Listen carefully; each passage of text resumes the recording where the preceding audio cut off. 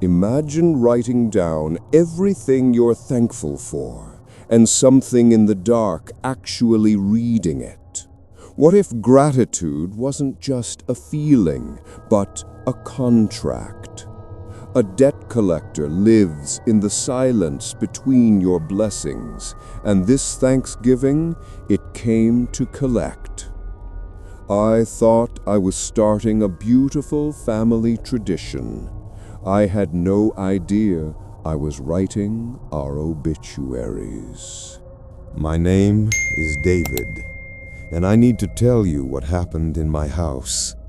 Because if you ever see a gratitude jar, if anyone ever suggests you write down your blessings, you need to run. 3 weeks before Thanksgiving, my wife Sarah brought home a mason jar. She decorated it with fake autumn leaves, ribbon, the whole Pinterest aesthetic. She was a wellness influencer, always chasing the next wholesome trend.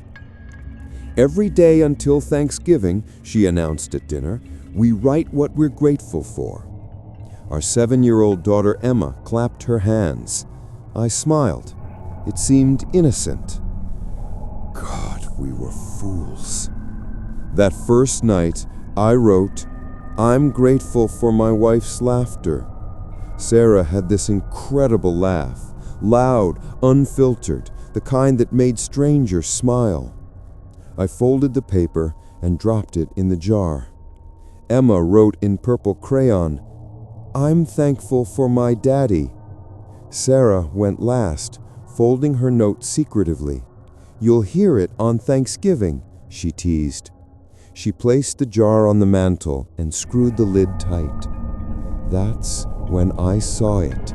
Just for a second, something dark moved inside the glass. Not a shadow, something with presence, with weight. Did you see that? Sarah whispered. Just the lamp, I lied. But that night, I woke up at 3 a.m. to the sound of scratching, pen on paper, coming from downstairs. I crept down, my heart hammering. The scratching stopped the moment my foot hit the bottom step. The jar sat on the mantel, perfectly still, but there were more notes inside now, at least a dozen, and we'd only put in 3. My hands shook as I unscrewed the lid. The new notes were written in handwriting I didn't recognize, jagged, desperate strokes that tore through the paper. I unfolded one. Received, contract accepted, payment due. The paper was ice cold. My breath came out in fog. I unfolded another. Grateful for wife's laughter. Laughter claimed. No! I ran upstairs, my legs barely holding me. Sarah was sitting up in bed, her eyes wide and terrified. She opened her mouth. No sound came out. She tried again, clawing at her throat, tears streaming down her face. Her mouth moved, shaped words, shaped screams, but there was nothing. No breath, no voice, no laughter. It had been taken. Sarah! I grabbed her, shook her. She was sobbing silently, her whole body convulsing with sounds that wouldn't come. Then Emma screamed from her room. I've never moved faster in my life. I burst through her door and she was standing in the middle of her room in her unicorn pajamas, staring at her hands. They were flickering, fading in and out like a dying light bulb. Daddy? Her voice was distant, echo-like. Daddy, I feel weird. Baby, come here. I reached for her. My hands went through her. She looked down at herself and started to scream, but the sound cut off as she flickered again, becoming more transparent. I could see her bookshelf through her chest. I'm thankful for my daddy. She'd written that she was thankful for me, and something was taking me away from her, taking my presence, my solidity in her life. No! I lunged for her again, but I couldn't touch her, couldn't hold my own daughter. She was crying, reaching for me, and I was becoming nothing to her.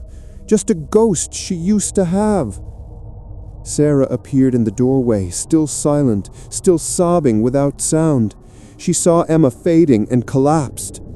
I ran downstairs. The jar was pulsing now, swelling and contracting like something breathing. The glass was frosting over, ice crystals spreading across its surface. I grabbed it. It burned with cold and smashed it against the fireplace. The glass exploded and something came out.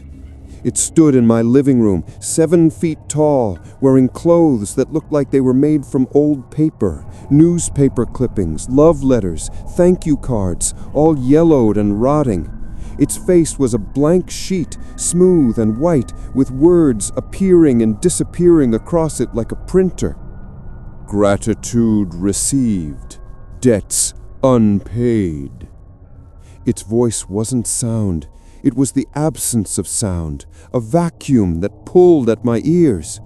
"Take it back!" I shouted. "Whatever this is, take it back!" Words scrolled across its face. "What is given cannot be returned. What is named becomes mine." "Please!" I was on my knees now. "They're my family!" It tilted its head. More words. "You called me. You offered. I accepted." "I didn't know." "Ignorance is not innocence. You claimed blessings. Blessings require sacrifice." I could hear Emma upstairs, her fading voice calling for me. "Daddy! Daddy, where are you?" She couldn't see me anymore. The thing stepped closer. I could smell it now. Old paper, dust, and underneath that, something rotten, something ancient. "One note remains unread." Sarah's note, the one she'd folded so we couldn't see. The thing's paper hand reached into the pile of broken glass and pulled out a small folded square. It opened it with fingers that crackled like old parchment. The words on its face changed. "I'm grateful for my perfect family." Oh God, no. Perfect claimed, flaws removed, family optimized. Sarah appeared at the bottom of the stairs, but it wasn't Sarah anymore. Her smile was too wide, stretching past where a smile should end. Her eyes were doll-like, glassy and unblinking. She moved with mechanical precision. "Isn't this wonderful?" Her voice was back, but it was wrong. Too cheerful, too constant, like a recording loop. "We're perfect now. So perfect. Perfectly perfect. Perfect family. Perfect." Emma came down behind her, and I nearly vomited. My daughter's face was smooth, features simplified like a drawing. She moved in jerky motions, her head tilting at angles that shouldn't be possible. "I love you, Daddy. I love you, Daddy. I love you, Daddy." She repeated it exactly the same way, same inflection, same tone, over and over. They weren't my family anymore. They were something's idea of perfection. The paper thing turned to me. "You have not paid." What did I write? I couldn't remember. God, I couldn't remember what I'd... Grateful for wife's laughter. Wait, that was the first one. There had been more notes. I'd written every day. It reached into its coat of paper and pulled out note after note, all in my handwriting. Grateful for Emma's hugs. My daughter stopped moving. Her arms fell to her sides, limp. She stared at me with empty eyes. Grateful for my health. Pain exploded through my chest. I collapsed, my heart hammering irregularly. Grateful for our home. The walls started to crack. The foundation groaned. Grateful for my life. No. I started to feel light, weightless, the edges of my vision blurred. Please, I gasped. What do you want? The thing leaned down, its blank face inches from mine. When it spoke, the words appeared right in front of my eyes, burning into my vision. Nothing. You already gave it all. I'm still in my house, or what used to be my house. Sarah and Emma stand in the living room, perfectly still, perfectly broken. They smile when they see me, those horrible, wrong smiles. I can't leave. I've tried. The doors don't open for me anymore. I'm not solid enough. Every night at 3 a.m., I hear that scratching sound, pen on paper. And every morning there are new notes in the jar that reformed itself piece by piece on the mantel. Notes in handwriting I don't recognize, from families I'll never meet, all starting with, I'm grateful for. And I have to watch as the thing collects, over and over and over, because gratitude, I've learned, is the most dangerous thing you can offer, especially to something that's listening. So this Thanksgiving, when you sit around your table and count your blessings, remember, something might be counting them with you. Do you know what happens when you leave an empty chair at Thanksgiving dinner? Most people don't, but I do. Because last year, we forgot to fill the 8th seat. And when the blessings started, something sat down. Something that had been waiting in that chair for 177 years. Something that was so hungry, it didn't just eat the food. It ate my family's faces first. My name is Marcus, and I'm the only one left who can still scream. Let me tell you about the chair. The 8th chair at our family's Thanksgiving table.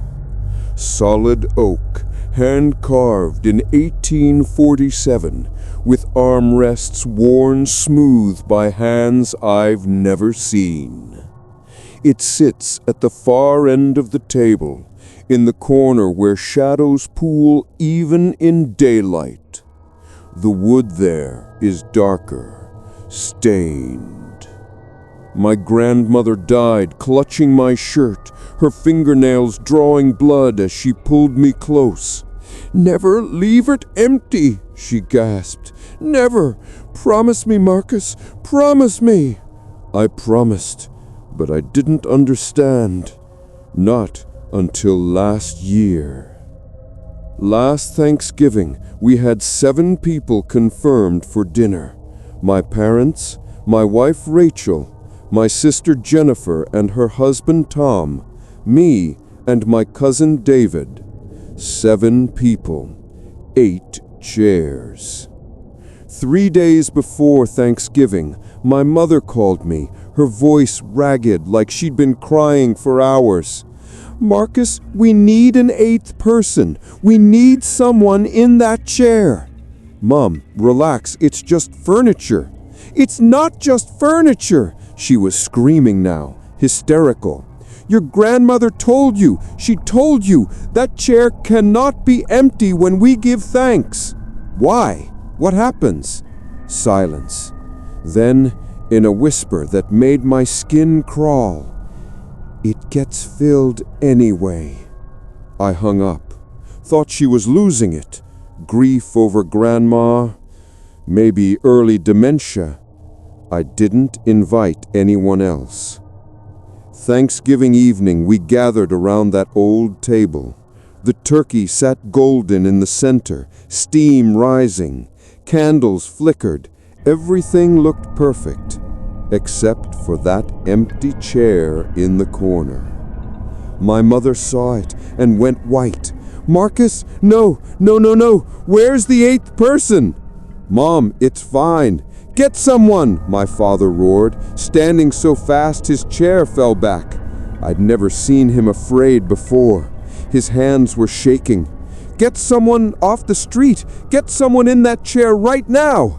"Dad, we're about to eat. I can't just—" Rachel grabbed my arm. "Marcus, look at your parents. They're terrified. Maybe we should—" I said, "It's a chair. Just a goddamn chair. Now let's eat." I sat down. Everyone else sat down slowly, their eyes darting to that empty seat. 7 of us, 1 vacant chair. My father's voice cracked as he began the blessing. Lord, we thank you for this food." The room went cold, not gradually, instantly, like someone had opened a freezer door to the Arctic. Our breath came out in thick fog. The candles flickered, but didn't go out. They just dimmed, the light pulling away from that corner. "For this family gathered here today," the 8th chair creaked. We all heard it, that slow wooden groan of weight settling onto old joints. Something was sitting down. My mother started sobbing. No, please God, no!" "And for the blessings you've—" The chair creaked again, louder. I looked at it. We all looked at it. The seat was compressing, the wood bending slightly, the way it does when someone heavy sits down. But there was nothing there. Nothing we could see. "Dad, stop praying," Jennifer whispered. But my father's eyes were closed, his voice robotic, like he couldn't stop. "Bestowed upon us this year. Amen." The moment he said amen, the temperature plummeted further, and we heard breathing, wet, ragged, coming from the empty chair. Then we smelled it, rot, decay, and underneath that the sweet, sick smell of starvation, that acidic odor of a body consuming itself. "Nobody move," my father whispered. His face was gray. "Nobody look at it. Just eat.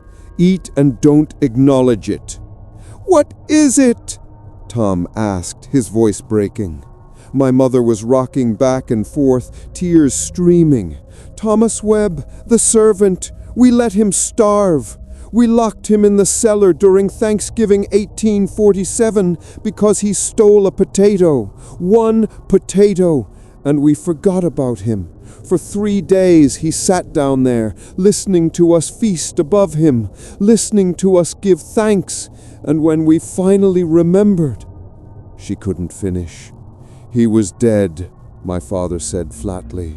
"Starved to death, still sitting in a chair. And that chair," he nodded toward the 8th seat, "is made from the wood of that cellar door." Oh God. The breathing got louder, closer, and then the chair scraped. Wood on wood, dragging across the floor, moving, coming closer to the table. "Don't look at it," my father hissed. "If you look at it, it sees you. If it sees you—" Rachel looked. She couldn't help it. We all have that instinct to look at what scares us. Her eyes went wide, her mouth opened in a scream that never came, because her face started to sink. I'm not talking about falling or melting. I'm talking about being eaten from the inside. Her cheeks hollowed, her eyes pulled back into her skull, her lips peeled away from her teeth, but she was still alive, still conscious, her remaining eye darting around in panic as her face collapsed inward, like something was sucking it away. There was no blood, just absence. Where her face had been, there was now a smooth, empty stretch of skin, like someone had erased her features. She tried to scream through a mouth that no longer existed. "Nobody else look!" my father screamed, but it was too late. Jennifer was staring in horror at Rachel, and the moment she did, the thing saw her. Jennifer's face inverted. That's the only way I can describe it. Her features turned inside out, nose caving into her skull, eyes sinking backward, mouth turning into a puckered hole that went straight through to her spine. She clawed at her head, her screams gurgling as her throat restructured itself around the absence. Tom stood up to help her, turned toward the empty chair. His face peeled off his skull in one piece, like wet wallpaper, and fell onto his plate with a wet slap. The breathing was right behind me now. I could feel cold air on my neck, could smell the rot, the hunger, the rage of 177 years of starvation. My mother was praying through sobs. "I'm sorry, Thomas. We're sorry. Please, please." Her face caved in mid-prayer, lips disappearing around the word please. David bolted for the door, didn't even look at the chair, just ran. He made it 3 steps before his face imploded, his vocal cords cutting off as his vocal cords vanished. My father looked at me, his face still intact, tears running down his cheeks. "Marcus, my son, close your eyes." "Dad, close your eyes!" I closed them. I heard my father stand, heard his chair scrape, heard him walk toward that corner. Thomas Webb, I am sorry. My family, we failed you. We murdered you. And I offer myself. Take me. Fill yourself. But please, let my son live." Silence. Then that wet, hungry breathing inches from my father. And then the sound. God, the sound. Like meat being sucked through a straw. Slurping. Tearing. My father's scream lasted 3 seconds before his throat was gone. The breathing stopped. The cold receded. When I opened my eyes, the 8th chair was empty again. My family sat around the table, their faceless heads pointed at their plates.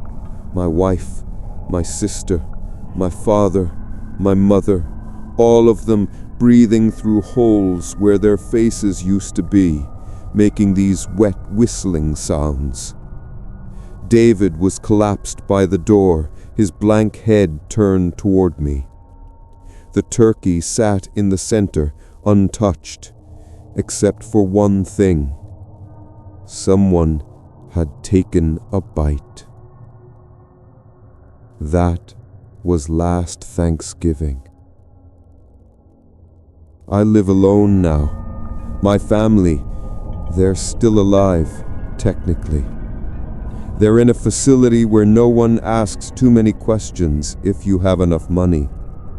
They can't see, can't speak, can't eat, but they can hear. And every night I hear them in my dreams, making those whistling sounds through the holes where their mouths used to be. The table sits in my dining room. I've tried to burn it, destroy it. The wood won't catch fire, won't break, won't even scratch. And this Thanksgiving, I'm hosting again. Not by choice. I got a letter yesterday. No return address, written in spidery handwriting that looks like it was done with a shaking hand. It said, 8 seats, one for me. I'm still hungry. See you Thursday. I've invited 7 people. They've all confirmed. And I've decided something.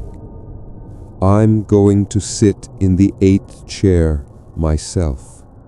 Because maybe if I volunteer, if I sit where Thomas sat, if I offer myself, maybe he'll finally be full.